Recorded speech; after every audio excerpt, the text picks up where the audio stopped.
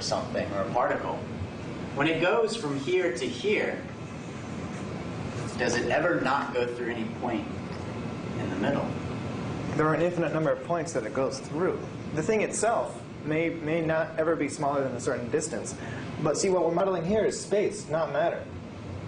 Here, space is defined in terms of these cells, these discrete quantities. But in reality, like, there's an infinite number of little, places at which the particle can be.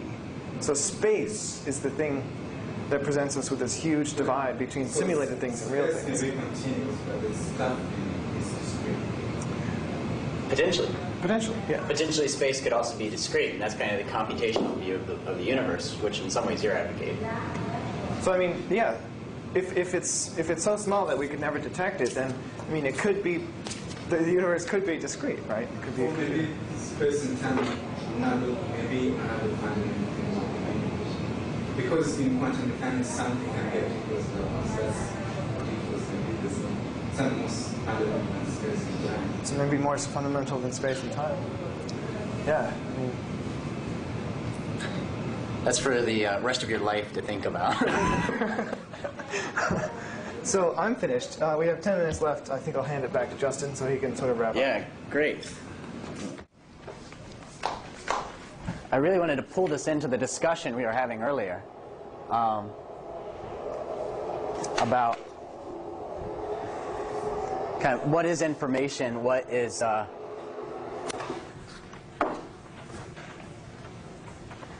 meaning, and I want to present you actually with a problem that Kern and I tackled with a group of other people during one of these New England Complex Systems Institute intensive week-long seminars that they run in January. And it was the fundamental idea of, like, how do we measure information? How do we measure the content of, say, an image, right? The information content of an image. And why is it that we say that there's more information in an image?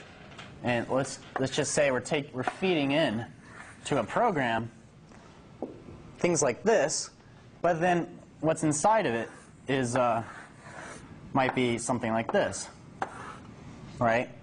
Now, why do we say that this, in some ways, is more meaningful than just having a bunch of kind of seething dog barf like this? Or, and although I love Jackson Pollock, like, I mean, why do we say that there's maybe less meaning in these lines than when we had the Sierpinski triangle drawn? And it's really a fundamental problem that's still, people are working on and doing research on. And it involves the way that we can measure information. And one possible measure of information is known as kind of information entropy.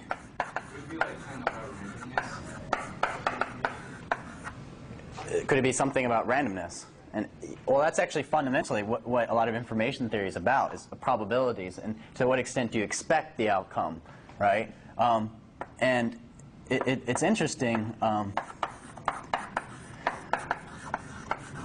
that one mathematician named Claude Shannon, back in, I think, the 50s, basically started thinking about this problem and closed a lot of the major problems out in one publication called The Mathematical Theory of Communication. Because he was trying to understand, I mean, what does it mean when we're saying something over the phone and it's going down a transmission line and there's all this noise from the outside world? How do we still extract meaning from those pulses in that electrical cable? And how do we get sounds out of that? And what's the information content there? And if you actually want kind of a rigorous definition of it, if you're talking about kind of one state, we can call h of x, and we kind of take the probability of what we're expecting times the log of that probability. And I can't really derive all this, but and then when you're talking about an ensemble of things, you would just kind of sum over this, and this would become big H. But this is the field of information theory. But the problem is that fundamentally, it's a question of, if I were to take this image and translate it into a bunch of bits, zeros and ones, right? How many zeros and ones would you need for, this versus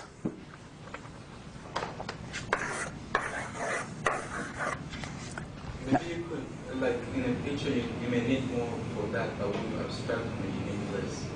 Exactly. So Latif said, so maybe in a picture like this you need more, but when you abstract from it, you need less. And this is fundamentally the difference between information entropy and kind of algorithmic entropy. And a really simple problem to think about is, so what takes more, if you were to write a program to give you a number, let's just pick a number essentially at random and say it's 3 billion digits long. It's, 71743, so on, dot, dot, dot.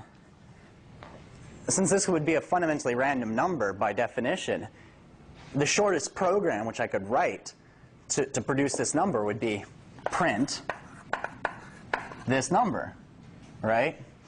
But let's take a different number. What about 3.14159, dot, dot, dot? Anybody here want to show off the number of digits of pi they know? Feel free. I had a friend who was actually failing a geometry class, and on Pi Day, they gave an extra credit point to every digit of pi you could recite. So the hour before class, he remembered 150 digits of pi, and immediately brought his grade up to an A. But if you wanted to have a computer spit out pi, it would be stupid to first calculate it out to 1,000,000 digits and then write print that. But instead, we've got all sorts of different methods for calculating pi.